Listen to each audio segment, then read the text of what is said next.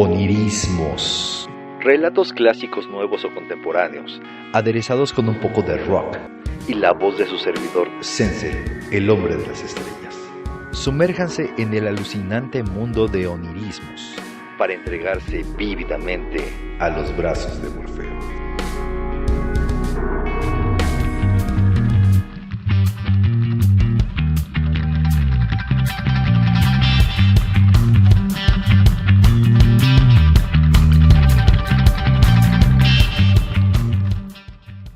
Muy buenas noches, días o tardes tengan todos ustedes, dependiendo del momento en que vean este video. Antes que nada, sean bienvenidos a este su canal, Onirismos. Mi nombre es Sensei Lira, el hombre de las estrellas. Y espero que los relatos, cuentos y narraciones que aquí presento sean siempre de su agrado. En esta ocasión, me permitiré narrarles la historia El Pozo y el Péndulo, del escritor Edgar Allan Poe. Escritor angloparlante considerado por muchos como el padre de los escritores malditos. Nacido en 1809 y trágicamente fallecido en el año de 1849, tras haber sido encontrado moribundo en una calle de Baltimore, dejando atrás este mundo 4 días después, hundido en un horrendo delirium tremens. Sin más, los invito a escuchar el siguiente tema para posteriormente dar paso a la narración de hoy. Sin olvidar pedirles que le den like al video, se suscriban al canal, lo compartan en sus redes sociales y activen las notificaciones dando clic en la campanita para que siempre estén enterados de las nuevas historias que iré compartiendo con ustedes. Sean bienvenidos a este su canal, Onirismos.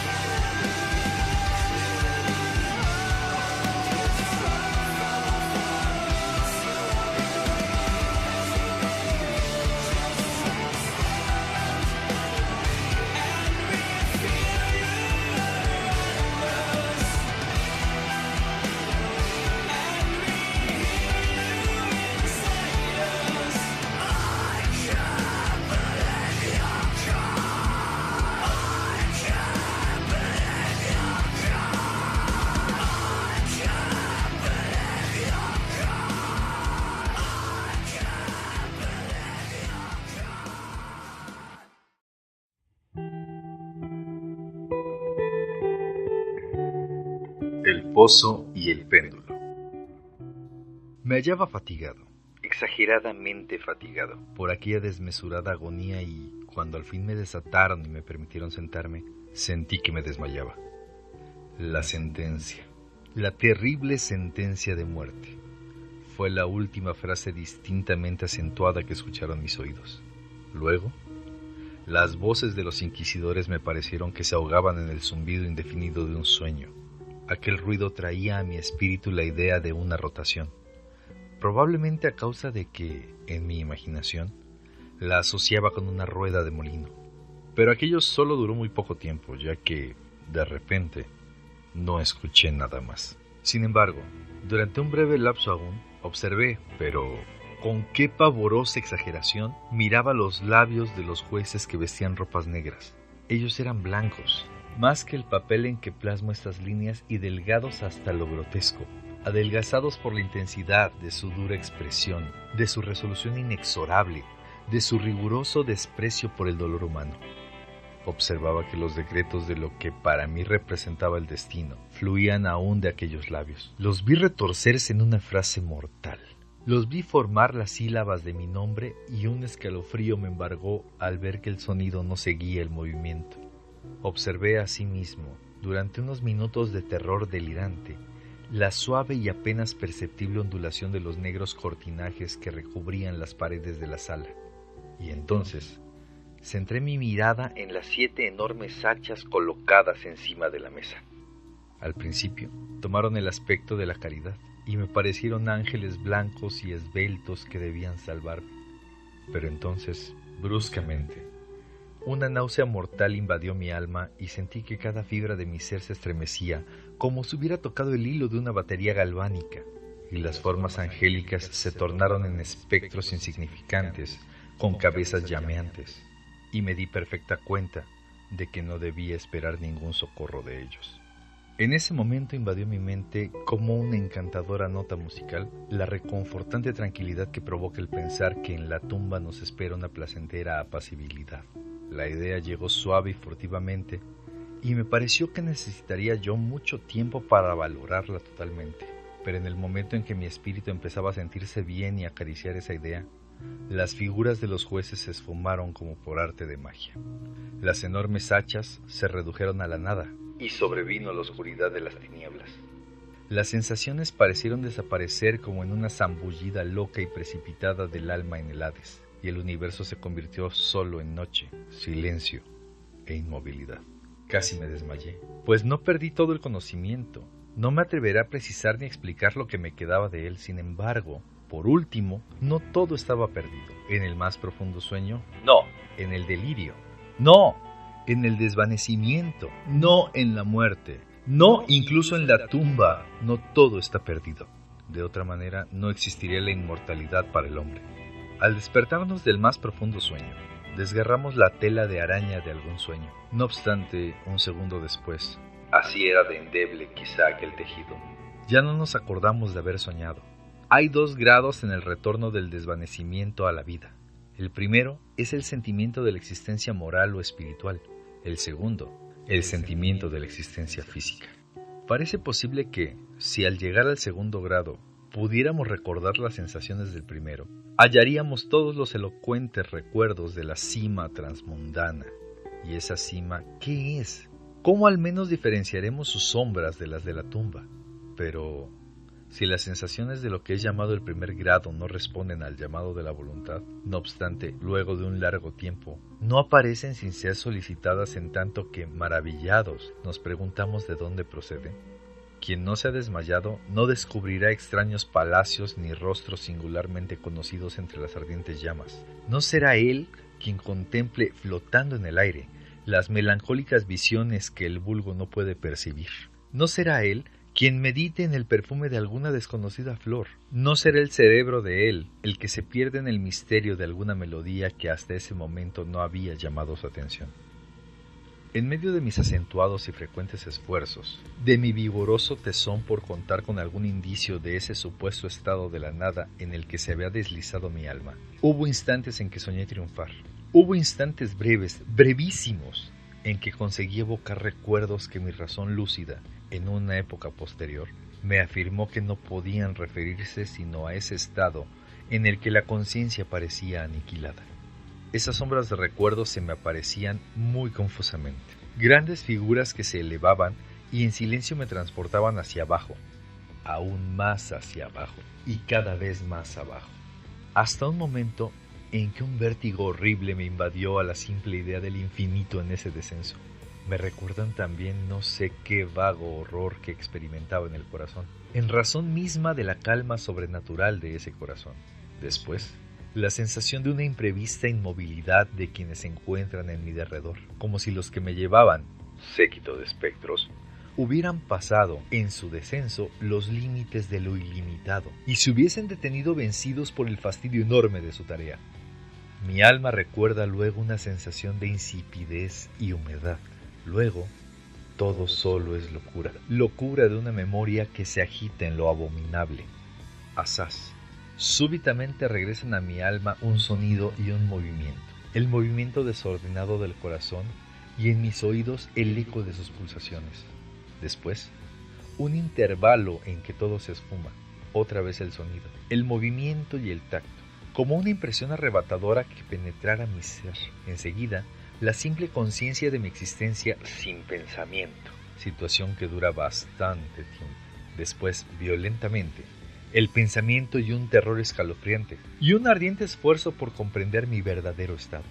Luego, un ferviente deseo de caer nuevamente en la insensibilidad. Posteriormente, un rudo renacer del alma y una afortunada tentativa de movimiento. Y entonces, el recuerdo completo del proceso, con los cortinajes negros, de la sentencia, de mi debilidad, de mi desvanecimiento. El olvido más completo de todo lo que siguió. Solo más tarde, y gracias a la constancia más enérgica, he logrado recordarlo vagamente. Hasta ese momento tenía cerrados los ojos. Sentía que estaba tirado de espaldas y sin amarraduras. Estiré la mano y cayó torpemente encima de algo húmedo y sólido. La dejé descansar de esa manera durante unos minutos e hice esfuerzos por adivinar dónde podría estar y lo que había sido de mí. Sentía una gran necesidad de abrir mis ojos, pero no me atrevía. Temía la primera mirada sobre lo que me rodeaba. No es que me atemorizara mirar cosas horribles, sino que me aterraba la idea de no ver nada. A la larga, y con una desesperada angustia en el corazón, abrí rápidamente los ojos. Mi espantoso presentimiento se había confirmado. Me cubrí con la tenebrosidad de la perpetua noche. Hice un gran intento por respirar. Sentí que la densidad de las sombras me ahogaban.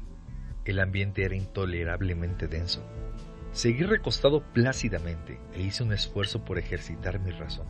Recordé los procedimientos inquisitoriales y, partiendo de ahí, intenté deducir mi situación real. Se había pronunciado la sentencia y me pareció que desde entonces había transcurrido mucho tiempo. Sin embargo, en ningún momento pensé que me encontrara realmente muerto. Esta idea, a despecho de todas las ficciones literarias, es absolutamente incompatible con la existencia real. Pero, ¿en qué sitio me encontraba y en qué situación? Estaba enterado de que los procesados a muerte fallecen ordinariamente en los autos de fe. Se había realizado un acto solemne de este tipo la tarde del día en que fui enjuiciado. Me habían llevado otra vez a mi celda para que allí aguardara el siguiente sacrificio que debía efectuarse hasta dentro de unos meses. Enseguida me percaté de que esto no podía ser. El contingente de víctimas había sido puesto de inmediato en requerimiento. Además, mi primera celda, como todas las de los condenados en Toledo, estaba empedrada y la luz no estaba completamente eliminada. De pronto, una macabra idea provocó que mi sangre circulara a torrentes hacia mi corazón, y durante unos segundos caí otra vez en mi inconsciencia. Al recobrar el conocimiento, me paré de un solo impulso, estremeciéndome convulsivamente cada fibra de mi ser. Estiré desesperadamente los brazos por encima de mí y en torno de mí en todas direcciones. No sentí nada. Sin embargo, no me atrevía a dar un solo paso y tenía temor de trastabillar contra las paredes de mi sepultura. Por todos los poros de mi cuerpo emanaba sudor y voluminosas gotas frías mojaban mi frente. Luego se transformó en insoportable la agonía de la falta de confianza y caminé con cautela estirando los brazos y con los ojos fuera de las órbitas, con la esperanza de captar algún débil rayo de luz. Di muchos pasos, pero todo era negro y vacío. Respiré con mayor libertad. Al cabo me pareció evidente que no era el más espantoso de todos el destino que me habían reservado. Entonces, mientras proseguía caminando cautelosamente, una considerable cantidad de confusas murmuraciones que corrían sobre estos horrores de Toledo se confundieron en masa en mi mente. Se comentaban raras historias sobre estas celdas, que siempre consideré yo como fábulas, pero tan raras y estremecedoras no obstante, que no se las repetía sino en voz baja. ¿Debería yo morir de hambre en aquel mundo subterráneo de tinieblas? ¿O qué destino más horrible probablemente me esperaba? Conocía yo muy bien el carácter de mis jueces para dudar de que el resultado final fuese la muerte, y una muerte de refinada crueldad, pero el modo y la hora eran todo lo que me preocupaba y atormentaba. Mis manos estiradas se toparon con algo firme. Era un muro que parecía erigido con piedra, muy lisa, húmeda y fría.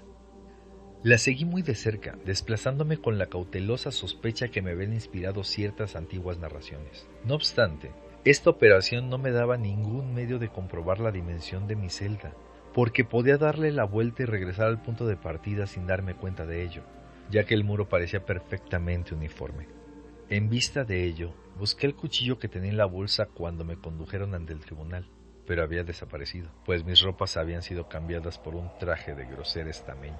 Había determinado introducir la hoja en cualquier pequeña abertura del muro con el propósito de confirmar perfectamente mi punto de partida.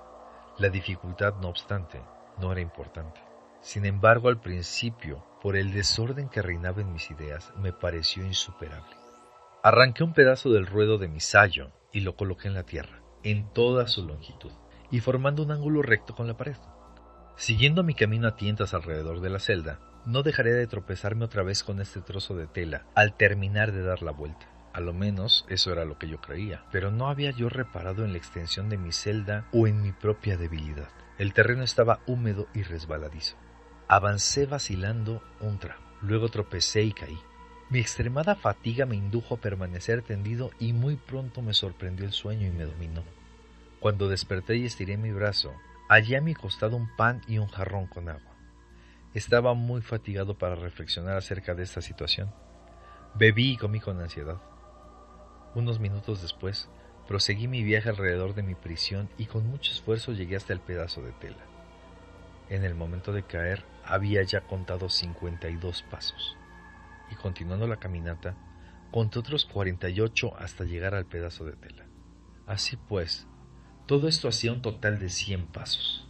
Suponiendo que cada 2 pasos hicieran 1 metro, conjeturé que la celda medía 50 metros de circuito. Había trastabillado, no obstante, con muchos ángulos en el muro, de tal manera que no era posible formarse una idea de la forma de la cueva. La llamo así porque nada podía impedirme pensar que, en efecto, lo era. No le daba bastante importancia a aquellas pesquisas, y tampoco ninguna esperanza. Sin embargo, una imprecisa atracción me animó a reanudarlas. Abandonando la pared, resolví cruzar la superficie de mi celda. Primero avancé con precauciones extremas porque el piso, aunque parecía hecho de un material firme, era resbaladizo por causa del limo. Pronto, no obstante, recobré el ánimo y me puse a caminar con firmeza, procurando atravesarlo en línea tan recta como fuese posible. Había avanzado unos 10 o 12 pasos cuando el ruedo desgarrado de mi sayo se me enredó en las piernas y me hizo caer de bruces violentamente. Por el desconcierto de mi caída, no tomé en cuenta una situación extraordinaria que, sin embargo, unos segundos después y en el momento en que aún me encontraba boca abajo, atrajo mi atención. Mi mentón se apoyaba en el piso de la celda, pero mis labios y la parte superior de la cabeza, aunque parecían colocados a menor elevación que el mentón, no tocaban nada. También me pareció que mi frente era bañada por un vapor vicioso y que llegaba a mi nariz un olor particular a setas podridas.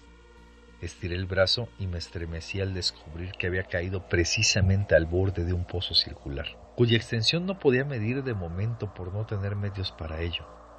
Tanteando las paredes precisamente debajo del brocal, logré arrancar un fragmento de piedra y lo dejé caer en el abismo. Durante algunos segundos presté atención a sus rebotes.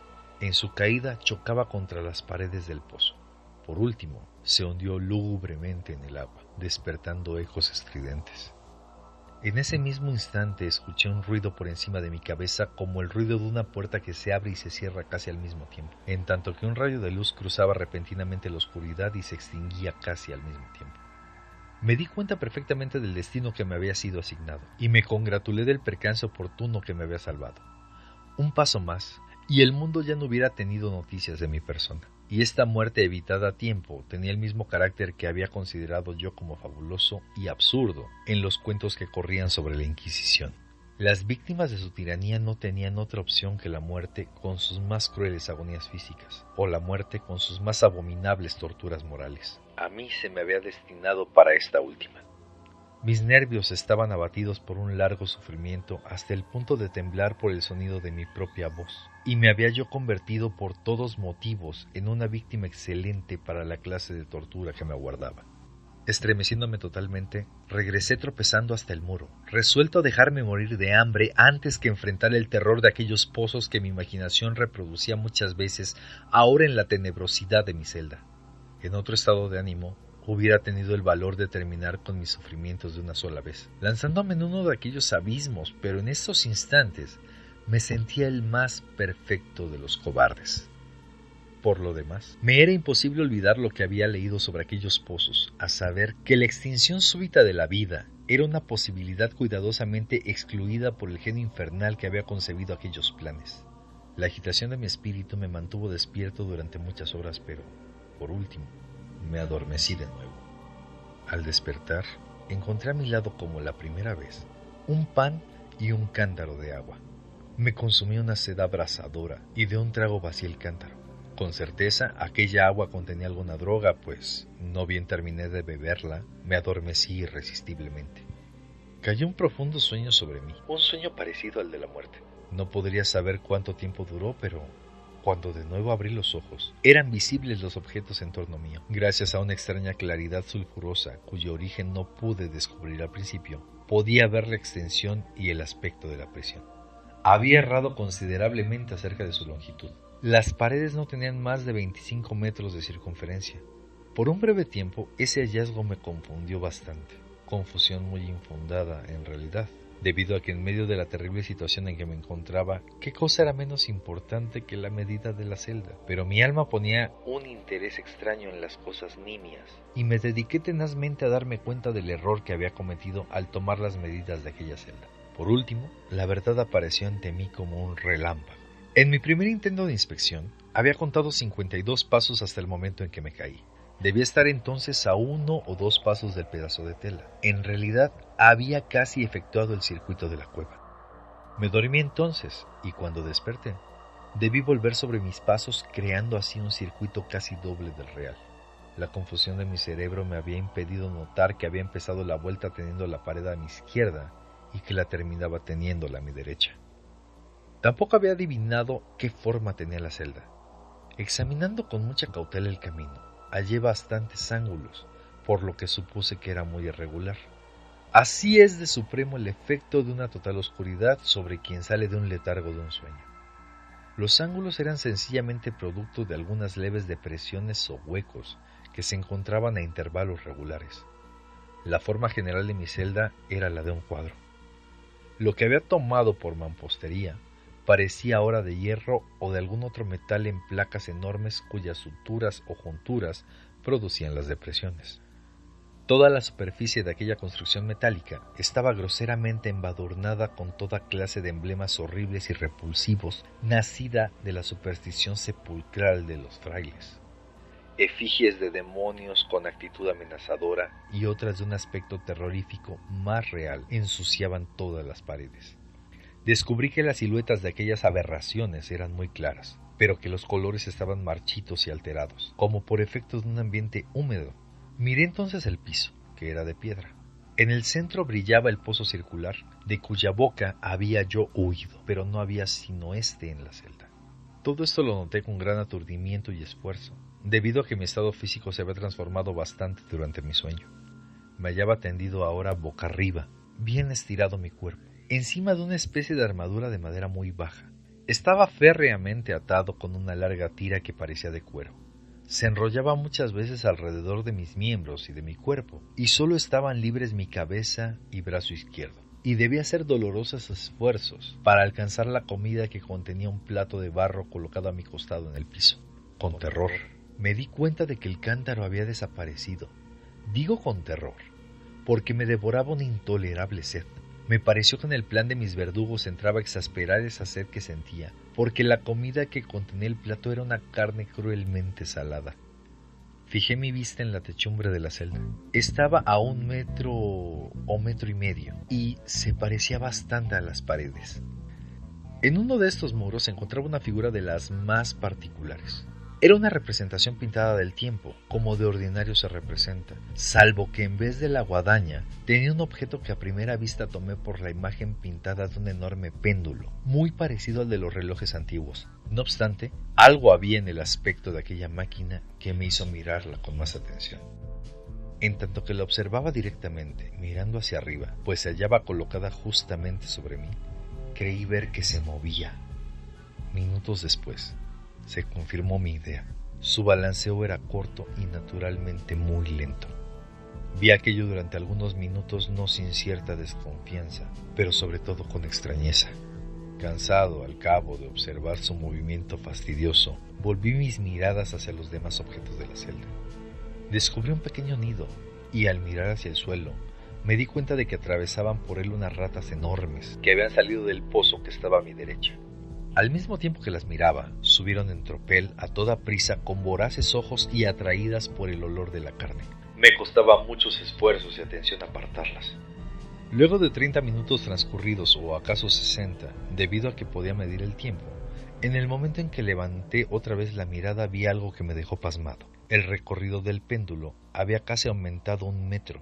Como consecuencia natural, su velocidad era también mucho mayor. Pero lo que principalmente me turbó fue la idea de que visiblemente había descendido. Observé entonces, es inútil decir con qué espanto, que la extremidad inferior estaba formada por una media luna de brillante acero que tenía alrededor de 30 centímetros de largo de extremo a extremo. Los cuernos de aquella media luna estaban dirigidos hacia arriba, y el filo inferior estaba evidentemente afilado como el de una navaja de rasurar, pesada y maciza, y se ensanchaba desde el filo en una forma ancha y sólida. Estaba ajustada a una gruesa varilla de cobre y todo aquello silbaba al balancearse en el espacio. Ya no tenía la menor duda del destino que me había preparado el temeroso ingenio monástico. Los agentes de la Inquisición habían adivinado mi descubrimiento del pozo, cuyos horrores habían sido reservados para un herético tan temerario como yo. Del pozo, figura del infierno y considerado por la opinión pública como la última tule de todos sus castigos. Me había salvado de caer en el más fortuito de todos los accidentes, y yo sabía que el arte de convertir el suplicio en un plazo y una sorpresa formaban una rama importante de todo aquel fantástico sistema de ejecuciones secretas. Ahora bien, habiendo fracasado mi caída en el pozo, no entraba en el plan demoníaco precipitarme en él. Se me había destinado, y esta vez sin opción posible, a una destrucción diferente y más dulce. ¡Más dulce! Casi sonreí en mi agonía al darme cuenta de la singular aplicación que hacía de esta palabra. ¿Qué beneficio obtenía yo al hablar de las prolongadas horas de terror más que mortales por medio de las cuales contaban el vaivén trepidante del acero? Centímetro a centímetro, línea a línea, efectuaba un descenso gradual y tan solo apreciable a intervalos que me parecían siglos. Descendía siempre, siempre más abajo, siempre más abajo. Pasaron días. Quizá muchos días transcurrieron antes de que se balanceara lo suficientemente cerca de mí para que me abanicara con su aire acre. El olor del acero afilado hería mi olfato. Oré al cielo. Lo fatigué con mis oraciones para que hiciera descender el acero más rápidamente. Me puse loco, frenético, y me esforcé en levantarme e ir al encuentro de aquella terrible cimitarra moviente. Y luego, súbitamente, fui presa de una gran calma y permanecí tendido sonriendo a aquella muerte brillante, como un niño que sonríe ante un precioso juguete. Siguió otro lapso de total insensibilidad, lapso demasiado breve puesto que, al volver a la vida, el péndulo no había bajado a una altura considerable. No obstante, es probable que aquel lapso hubiera sido amplio, porque sabía yo que había demonios que habían tomado nota de mi desvanecimiento y que podían detener la vibración a su capricho.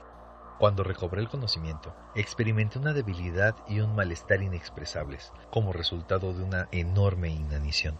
Aún en medio de aquellas angustias, la naturaleza humana pedía su alimento.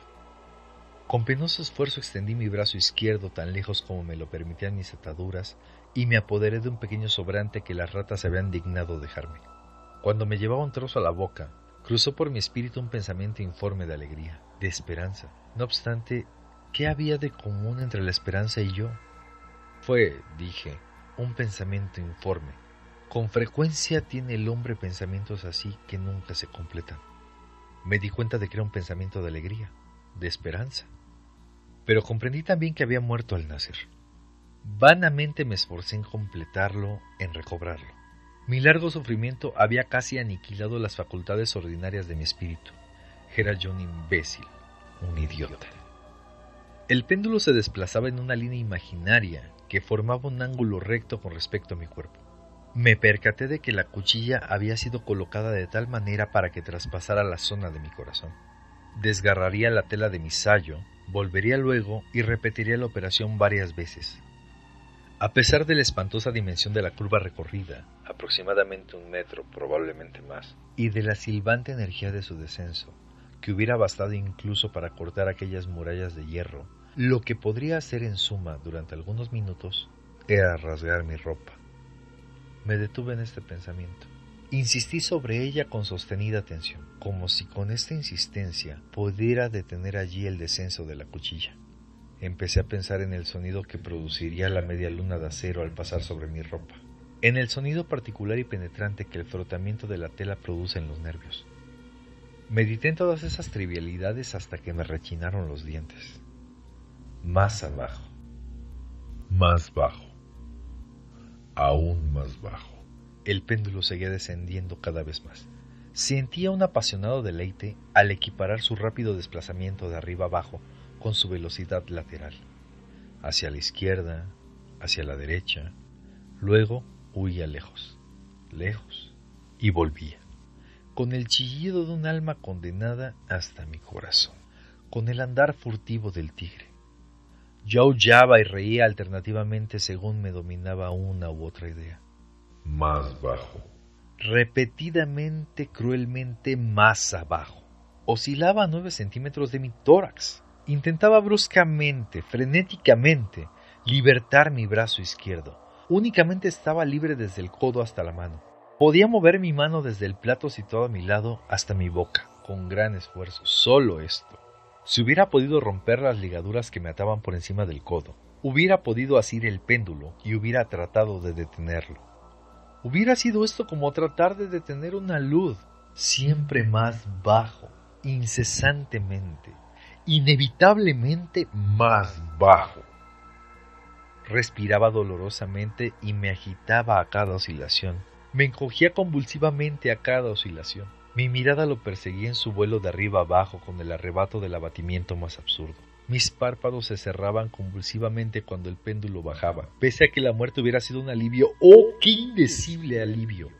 No obstante, temblaba con todos mis nervios cuando pensaba que bastaría que la máquina descendiera 1 grado para precipitar sobre mi pecho aquella hacha reluciente y afilada.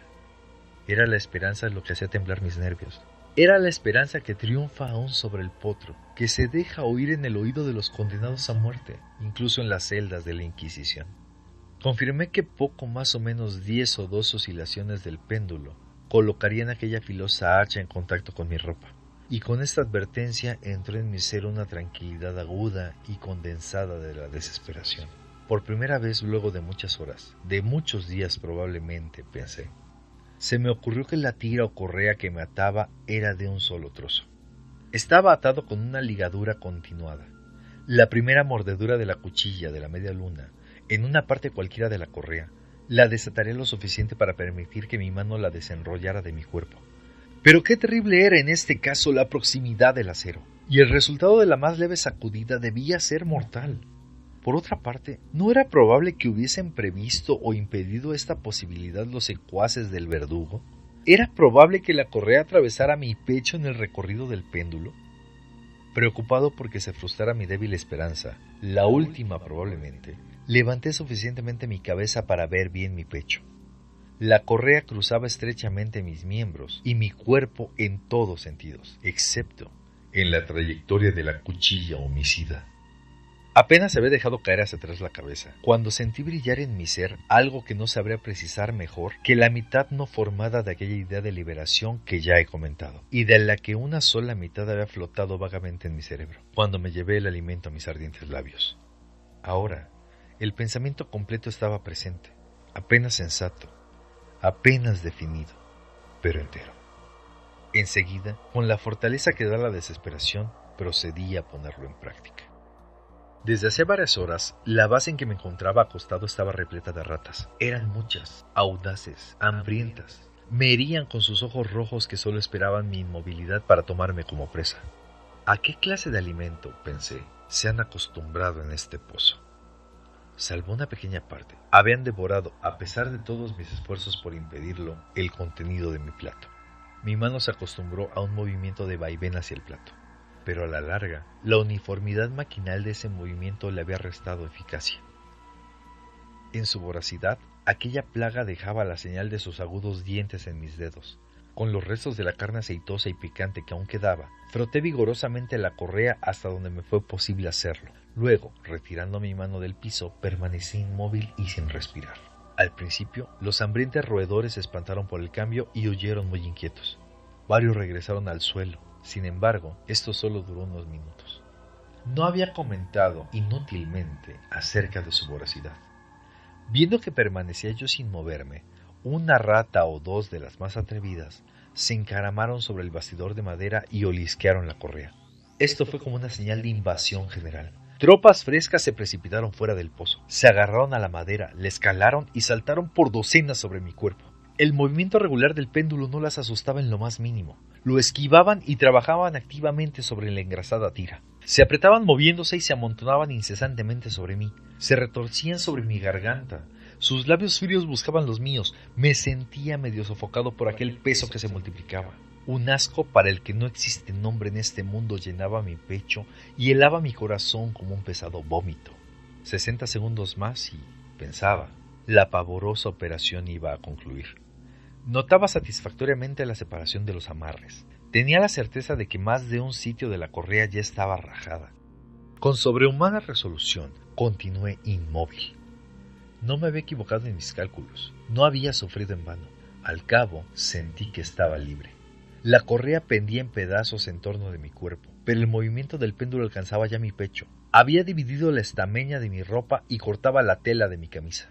Efectuó 2 oscilaciones más y una sensación de dolor agudo atravesó mis nervios. Sin embargo, había llegado el momento de salvación. Con un movimiento de mi mano hice huir tumultuosamente a mis libertadoras. Luego, con un movimiento tranquilo y resuelto, prudente y oblicuo, lento y aplastándome contra el armazón, me deslicé fuera del abrazo de la correa y del alcance de la cimitarra. Por el momento, a lo menos, estaba libre. Libre y en las garras de la Inquisición.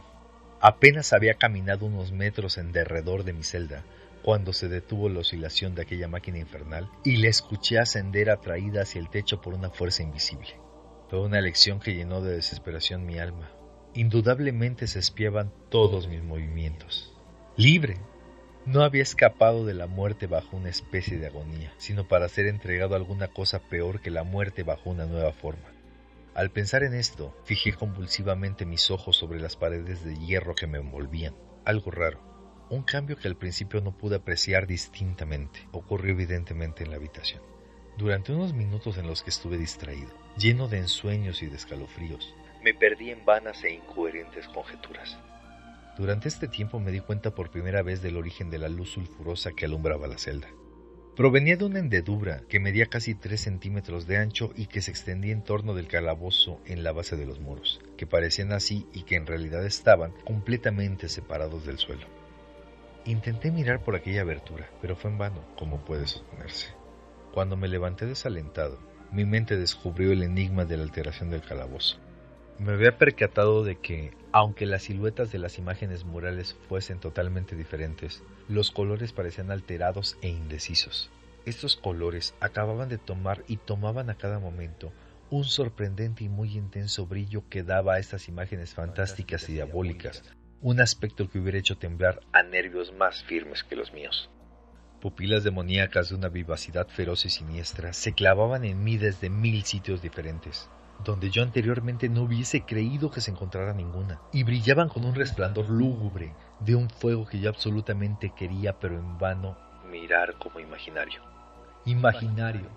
Con solo aspirar llegaba a mi nariz un vapor de hierro enrojecido. Una fetidez asfixiante se expandía por el calabozo. Una irritación aún mayor irradiaba en cada instante en los ojos fijos en mi agonía. Un tinte cada vez más rojo se extendía sobre aquellas horribles pinturas de sangre. Estaba jadeante. Respiraba con dificultad. No dudaba de los designios de mis verdugos, los más despiadados, los más demoníacos de los hombres. Me aparté lejos del metal ardiente hacia el centro del calabozo. Frente a la idea de la destrucción por el fuego, el de la frescura del pozo llegó a mi alma como un bálsamo. Me lancé hacia sus mortales bordes. Clavé mi mirada en el fondo. El resplandor de la inflamada bóveda iluminaba sus más recónditas cavidades, y durante un minuto de desvarío, mi espíritu se negó a comprender el significado de lo que veía. Por fin, aquello penetró en mi alma, a la fuerza, victoriosamente, y se grabó a fuego en mi razón estremecida. Una voz. ¿Quién tuviera una voz para hablar? ¡Oh, horror! Todos los horrores menos ese. Con un grito, me aparté del brocal y con el rostro entre las manos lloré amargamente. La temperatura de la celda se incrementaba velozmente y otra vez dirigí mi mirada hacia arriba, estremeciéndome como en un acceso de fiebre. Había tenido lugar en la celda un segundo cambio, y ahora este cambio estaba evidentemente en la forma. Como la primera vez, al principio traté inútilmente de apreciar o de comprender qué ocurría, pero no me dejaron mucho tiempo en la duda. La venganza de la Inquisición era rápida, ya que 2 veces la había frustrado felizmente. No debía luchar por más tiempo con el Rey del Espanto. La celda era cuadrada, pero me di cuenta de que 2 de sus ángulos de hierro eran ahora agudos y consecuentemente obtusos los otros 2. El terrible contraste aumentaba rápidamente con un gruñido, con un gemido sordo. En un momento más, la celda había convertido su forma en un rombo, pero no paró allí la transformación, y yo no deseaba, no esperaba que se detuviera allí. Me hubiera acercado a los muros al rojo para aplicarlos contra mi pecho como una vestidura de paz eterna. La muerte, decía, no importa cuál excepto la del pozo. ¡Insensato! ¿Acaso no pude comprender que era necesario el pozo, que aquel pozo solo era la razón del hierro candente que me sitiaba? ¿Podría resistir su ardor? E incluso suponiendo que pudiera, ¿podría sostenerme contra su presión? Y ahora el rombo se angostaba, se estrechaba con una velocidad que no me permitía razonar. Su centro, ubicado encima de la línea más ancha, coincidía totalmente con el abismo abierto. Traté de retroceder, pero los muros al unirse me empujaban irresistiblemente. En determinado momento mi cuerpo quemado y contorsionado apenas halló sitio para él. Mis pies también apenas encontraron un lugar en el piso de la celda. Ya no luché, pero la agonía de mi alma se exhaló en un fuerte y prolongado grito de suprema desesperación.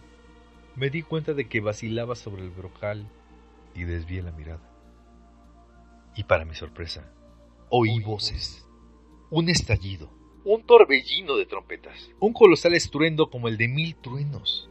Las paredes de fuego recularon velozmente. Un brazo estirado cogió el mío cuando ya caía extenuado en el abismo. Era el brazo del general Lasalle. El ejército francés había entrado en Toledo. La Inquisición estaba en poder de sus enemigos.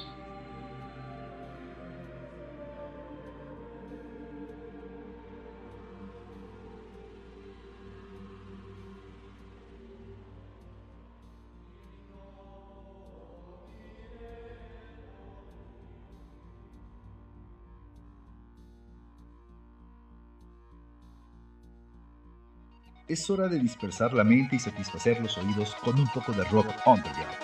Espero les guste.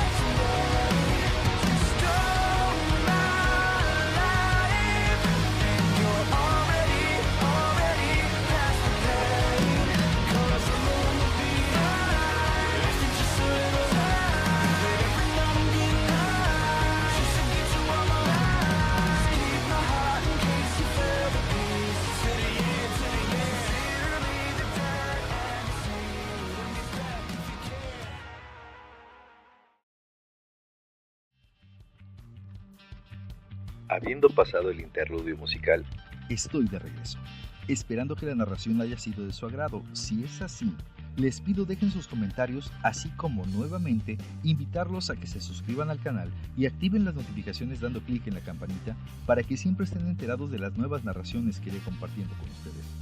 Es para mí un gusto y un placer contar con sus oídos. Se despide de ustedes, Sensei, el hombre de las estrellas, deseando que tengan Vívidos sueños.